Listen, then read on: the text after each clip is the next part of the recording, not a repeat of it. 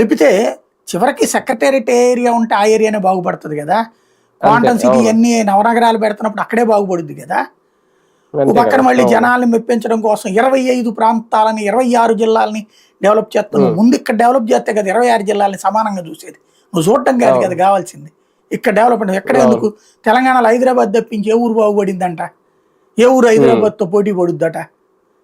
కాబట్టి ఆ నోటి మాటలు ఉపన్యాసాలు కాకుండా ప్రాక్టికల్గా అమరావతికి ఇప్పుడు ఒక మంచి అవకాశం. మోడీ కూడా వచ్చాడు, ఓకే చేశారు. ఇప్పుడు అర్జెంటుగా చట్టం చేసి పంపించాడు. ముందు ఒక నగరాన్ని తయారు చేయండి, మెగా సిటీ అనౌన్స్ చేయండి, గుంటూరు బెజవాడల్ని ఈ మధ్యలో ఉన్నవన్నీ కలిపేయండి.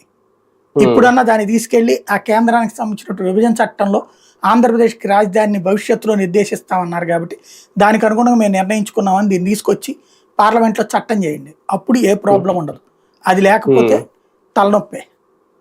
ప్రధానంగా రైతుల్లో నమ్మకం వచ్చేసింది అనుకోవచ్చా నిన్న చూసి? ఎందుకంటే ముందు చాలా మంది కొంతమంది చట్టబద్ధత కల్పిస్తేనే బాగుంటది, మాకు వాల్యూ ఉంటది, రేపు పొద్దున్న రిటర్నబుల్ ఫ్లాట్లు ఇచ్చిన చాలా మంది అభిప్రాయపడ్డారు. అందుకే అక్కడ రైతులు కూడా భారీగా వచ్చారు నిన్న అక్కడికి.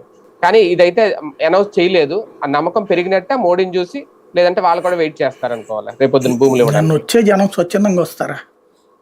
తరలించిందే లేదు, దాంట్లో జన సేకరణ అనేది వాళ్ళకైతే అది కావాలి. చట్టబద్ధత లేకపోతే వాళ్ళకి కష్టమే. వీళ్ళు బలవంతంగా లాక్కుంటారంటే వాళ్ళు ఎదురు తిరుగుతారు.